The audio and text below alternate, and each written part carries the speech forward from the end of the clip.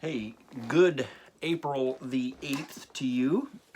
All right, here's the interesting thing about today. We have a couple of more days today and tomorrow at least left in Deuteronomy, but this is this is Moses is really he's taking his bows. He's taking his bows on the stage. He is bowing out, but he is taking his time. And now he has this thing called the Song of Moses, and he's it's kind of his it's his last song he's singing to them. But it's a prophetic thing, and it's sentimental. It's strong. He's mourning over the hard-heartedness of the nation. And again, look at verse 28 and 29. They are senseless, they're foolish. Oh, that they were wise. Oh, that they would understand. Again, Deuteronomy really makes it clear that obedience to the law is not a matter of ability, but a matter of motivation. That the problem wasn't there that they were just unable to obey, is that there was a hardness, there was a denseness, there was a foolishness in their lives. And all of that. Now,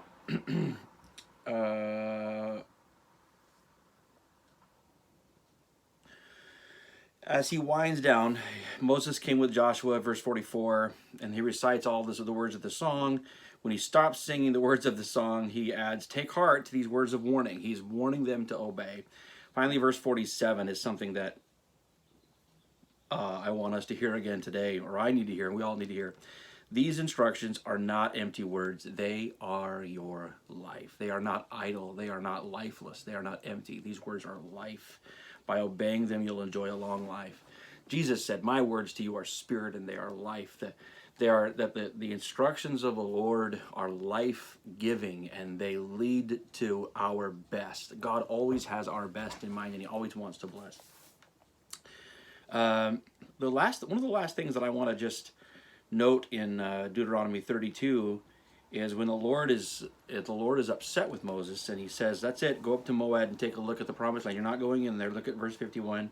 Why? Because you betrayed me with the Israelites at the waters of Meribah and Kadesh in the wilderness of Zin. You failed to demonstrate my holiness to the people of Israel. I take that pretty seriously. Biblical theologically, I'd say Moses failed to demonstrate the holiness of God, but Christ did not. Christ is our perfect prophet. He's the one who did not fail to demonstrate it. But I also just think, here comes some noise down my street, window open. I also just want to say I think obviously to every Christian, but I just have to talk to maybe those who have a degree of responsibility to serve others. Whether that's a parent or just any sort of a disciple. I mean, everybody should have some sort of responsibility in serving another Christian. But those that have a responsibility to one degree or another in leadership, you failed to demonstrate my holiness. I'll just say that I take that as a warningness to me that, Moses. Look at all of the wonder, the power, the glory of that Moses demonstrated, that he lived in, that he walked face to face with God, all of the things, and yet, okay, I'll just say it, but yet the epitaph, God's epitaph is, "You failed to demonstrate my holiness." And that was one decision. I'm not trying to say like womp womp womp, but hey, Dav, and hey, Christian leaders, don't fail to demonstrate don't fail when it comes to demonstrating God's holiness. And that means that you obey God at the crucial times. And it's not worth it. It's not worth it for you to make these other choices, for you to submit to, for you to give in, to compromise at periods in your life.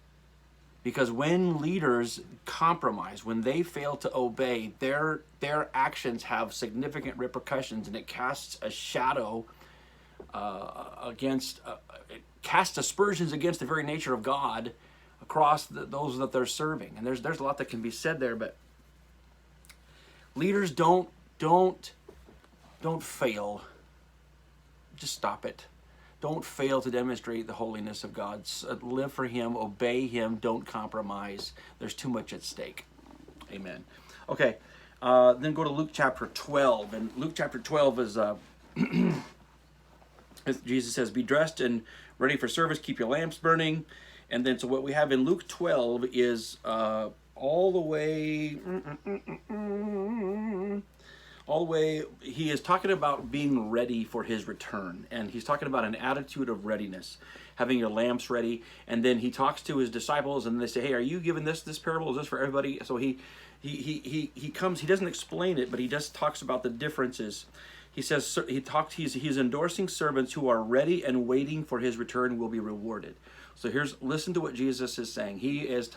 Jesus is saying in Luke 12, he is talking about the right attitude that leaders and every believer should have with regard to the Lord's return. Especially, hey, with everybody worried about the end times and viruses and plagues.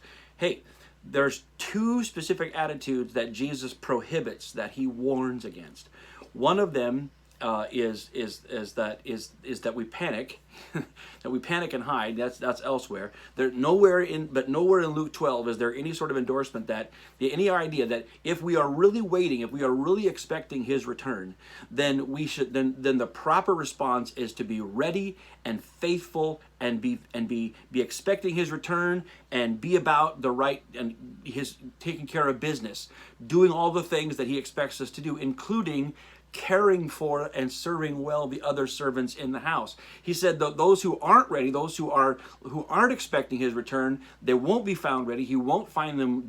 He won't find the place clean. He won't find them ready. As a matter of fact, he said, but the servant who thinks my master won't be back for a while, and he begins beating the other servants, partying and getting drunk, that master will return unannounced and unexpected, and he will cut that servant in pieces and banish him with the unfaithful. Then he says, the servant who knows what the master wants but isn't prepared and doesn't carry out his instruction will be severely punished. But someone who doesn't know and then does something wrong will be punished only lightly. I mean, really, Jesus is saying this. The more that living in anticipation of his return should make us faithful and fervent in our service. And then he actually warns that, hey, the more we understand and the more we've been given, when he comes, we're going to be held more responsible and accountable for that. There's going to be greater reward for those who understand and have been faithful, and then those that didn't understand, but that they didn't know as much, and so they didn't do as much. They're going to have mercy. There's going to be margins of mercy for them. But again, what we want to hear Jesus say is that living ready for his return means there's no even mention. There's no endorsement of all. Don't panic. Don't dig a hole in the backyard. Don't hoard all the stuff and just hide. That's not how you live ready. And also the warning is, don't think, he's not coming. I'm going to live like it doesn't matter. I'm just going to, that laziness and irresponsibility, we will be held accountable for all of that.